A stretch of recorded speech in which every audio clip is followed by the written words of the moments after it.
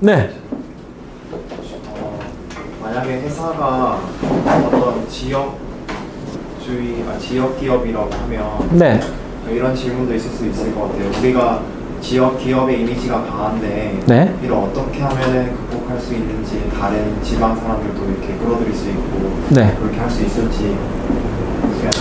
지역 기업인데 지역 사람들까지 아우를 수 있는 그런 어떤 전략들을 어떤 방식으로 실행할 것인가, 참 까다로운 질문입니다. 실제로 저는 지역 금융회사, 지역에서 가장 큰 금융회사에서 근무를 했었고, 어떤 그런 지역적 베이스에 대한 이해도가 상당히 높습니다. 실제로 그런 것들을 고민을 많이 했기 때문에 참 어려운 질문인데, 어떤 특정 지역색을 갖고 있는 것이 일장일단이 있습니다. 첫 번째는 안정적인 어떤 고객 기반을 확보하고 있다는 측면에서 굉장히 유리하다고 볼 수 있겠습니다. 하지만 어떤 다른 지역에 진출했을 때는 사실 인지도가 굉장히 낮거나, 그 다음에 어떤 그 이미지 자체가 형성되어 있지 않은 그런 상황이 많습니다. 특별히 뭐 말씀드리면 항공업계라든지 LCC 항공업계라든지 도주회사들이 그런 어떤 경향들을 겪고 있습니다. 자, 그러면 저는 한 가지 솔루션을 바로 말씀을 드려보겠습니다. 그 회사가 어떤 지역적 기반들을 탈피할 수 있는 자원들을 당장 가지지 못했다면, 그들이 가장 효과적으로 접목할 수 있는 방식은 우리가 가지지 못했던 리소스를 가지고 있는 또 다른 회사와 콜라보를 진행을 하는 것입니다. 실제로 제가 이제 근무했었던 BNK 금융그룹 같은 경우는 경남은행을 아울렀고, 이종산업이라고 할 수 있는 롯데그룹과의 제휴를 통해서 실제로 롯데그룹 유통 채널을 활용해서 전국 단위로 진출을 했었습니다. 이런 방식을 동원해서 충분히 어떤 지역주의의 문제점들을 해결할 수 있다고 생각이 됩니다. 사실 비단 이런 지역 기반한 기업들은 경영 전략을 펼칠 때 외국에서는 실제로 이런 그 콜라보레이션 기법들을 많이 활용을 하고 있습니다. 우리가 가지지 않은 어떤 리소스에 대해서 계속 고민을 하기보다는 그 리소스를 가지고 있는 곳을 찾고 그것들을 우리의 리소스로 만드는 어떤 그런 현명한 의사결정을 하는 것이 지역의 한계를 극복할 수 있는 좋은 방법이 되지 않을까, 이렇게 생각을 합니다. 만약에 면접관이 같은 산업 다른 회사도 지원했다고 하는데 굳이 우리 회사가 아니어도 된다는 소리인가요? 라고 질문을 했을 때 어떻게 좀 대처하는 게 좋을까요? 우선 이제 그런 한 산업군 내에서 지금 말씀하신 요지가 여러 회사를 지원했을 때 다른 회사로 갈 것이 아닌가라는 그런 취지의 질문이죠. 자, 참 또 곤란한 질문입니다. 근데 그럴 때는 여러분들이 얘기하실 수 있는 것들이 사실 그 어떤 산업을 쓰면서 동일한 기업들을 안 썼다고 얘기하는 것이 사실 거짓말일 겁니다. 그래서 어떻게 여러분들이 그런 명분이 제일 중요하거든요. 이 부분에 있어서는 솔직하게 얘기하는 것이 좋을 것 같아요. 뭐 지원했습니다. 하지만 여기가 탑픽입니다. 그 탑픽인 이유는 명료하게 얘기했으면 좋겠죠. 좀 더 구체적으로 말씀해 주시겠습니까? 만약에 뭐 에어부산이라 가정을 한다면 네. 이제 뭐 다른 항공사로 지원을 하셨다고 들었는데 네. 그러면 굳이 에어부산이 아니어도 된다는 소리 아니었나요? 이렇게 만약에 면접관이 질문을 떠든다면 그냥 제가 만약에 거기 그 상황이었으면 그냥 에어부산이 어떻게 보면은 제가 자란 도시이기 때문에 네.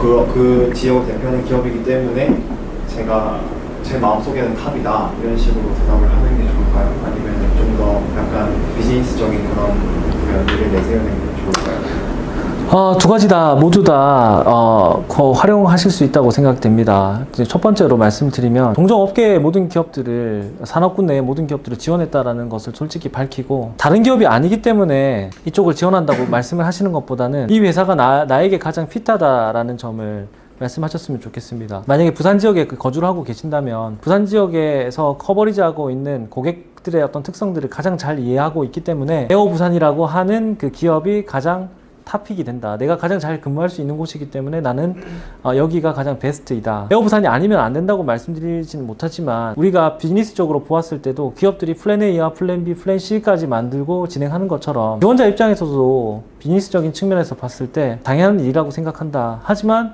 나는 에어부산이 탑픽이다. 이런 방식으로 이야기를 풀어나가는 게 좋은 방식이 아닌가라고 생각이 됩니다. 공정 산업에서 경쟁을 하고 있는 산업이면 괜찮은데, 누가 봐도 1순위 경쟁 기업이 있는데 2순위 회사에서 그렇게 얘기를 해도 되나요?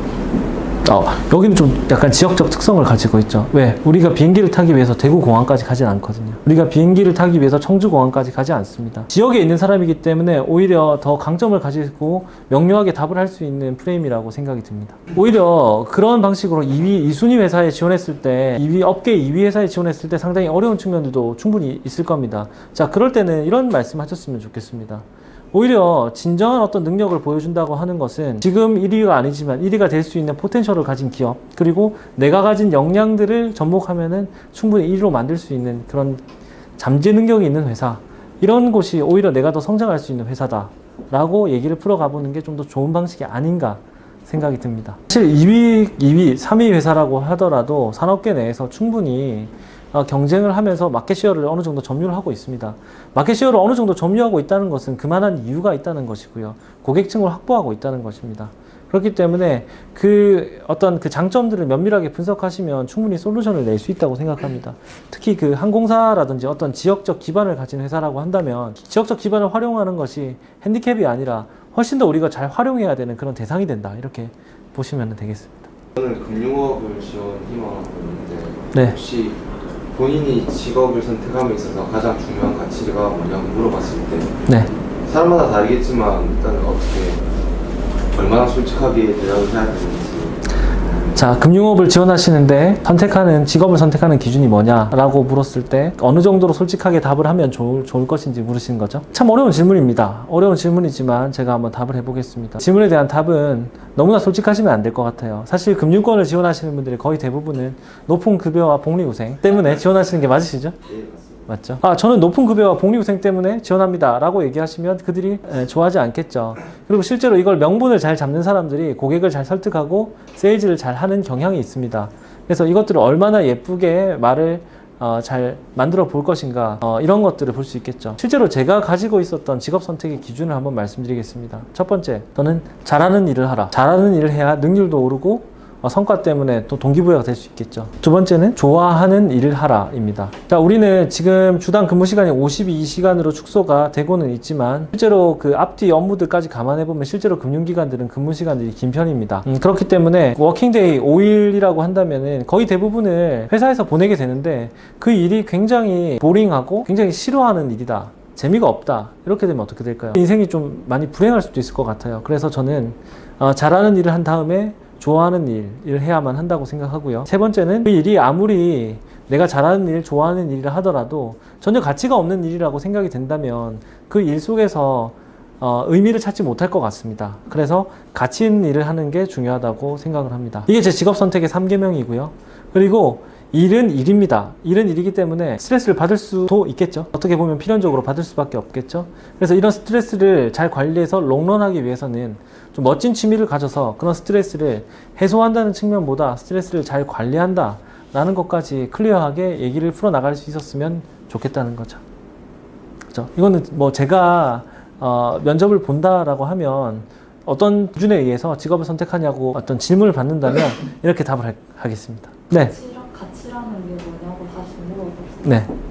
가치라고 한다면 제가 가진 지식과 능력들을 활용해서 내 앞에 지금 앉아있는 나를 필요로 하는 고객에게 이 사람의 내가 가진 능력 최대치를 발휘해서 이 사람의 삶을 개선해 줄 수 있다는 것, 그것들을 저는 가치라고 생각을 합니다. 다른 일을 하라 해서 네. 제가 만약에 금융 자격증이 없고 네.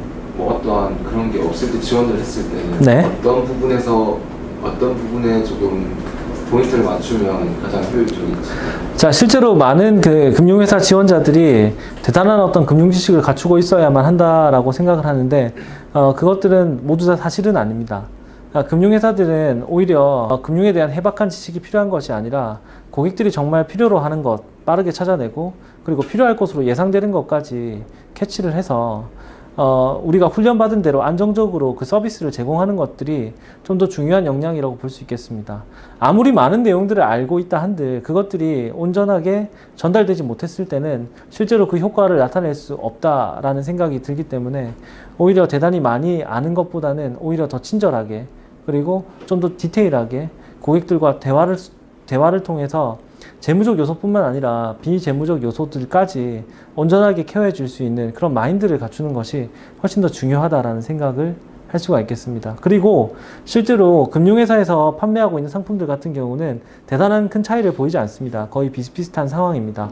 그래서 어떤 고객의 선호를 찾기가 어렵기 때문에 어떤 선호의 개념으로 접근하기보다는 이 사람에 대한 서비스, 챙겨주는 어떤 마음을 보여줌으로써 어떤 나의 팬으로 만드는 것, 그런 어떤 팬덤을 형성할 수 있는, 인간관계를 맺을 수 있는 그런 역량들이 사실은 훨씬 더 서비스업에서, 금융 서비스업이기 때문에 훨씬 더 중요한 것이 아닌가라는 생각을 합니다. 그리고 실제로 합격하시는 분들을 보면 대단한 금융 지식을 갖춘 것이 아니라 그런 마인드 세팅이 갖춰진 분들이라는 것을 알 수가 있겠죠. 면접 과정을 그렇게 복잡하게 진행하는 이유는 어떤 그런 그 마인드를 가지고 있는지를 검증하기 위한 프로세스라고 보시면 되겠습니다.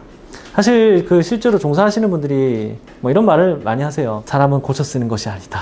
이런 말씀을 많이 하십니다. 공부는 가르치면 된다. 하지만 인성은 가르쳐서 만들어내기가 어렵다. 라는 말씀을 많이 하십니다. 그래서 고객들에게 상도덕을 지키는 것, 그리고 고객들을 좀 더 위하는 마인드를 보여주는 것, 그것들이 저는 오히려 금융 지식들보다 더 중요한 핵심 역량이라고 생각합니다. 그리고 조금 더 라이브하게 말씀드려보면 사실 대단한 금융 지식을 가지고 있는 사람들 같은 경우는 은행이라는 고정 베이스 급여를 지급하는 곳에 지원하지 않는 경우가 많습니다. 실제로 인센티브가 훨씬 더 많은 사모펀드라든지 헤지펀드라든지 또 다른 증권회사나 자산운용업계, 또 다른 여러 가지 컨설팅 직무라든지 이런 베이스가 낮지만 훨씬 더 성과 보상을 많이 하는, 또는 어떤 많은 지식들을 활용할 수 있는 그런 직무에 지원하는 경향이 높기 때문에 지원하시면서 그런 부분 때문에 너무 심려하지 않으셔도 된다고 생각을 합니다. 좀 답변이 되셨습니다. 또 질문 있으신가요?